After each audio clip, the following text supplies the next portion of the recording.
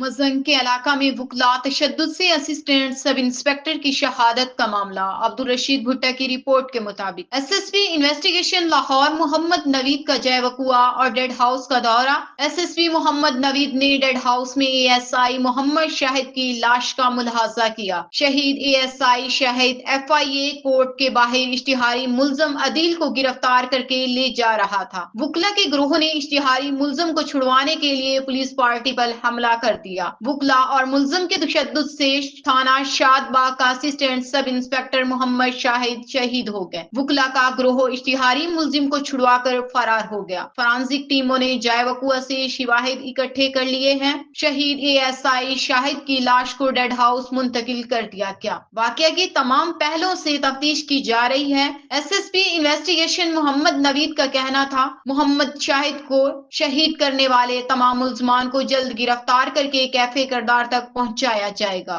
मजंग के इलाका में वकला तशद्दुद से असिस्टेंट सब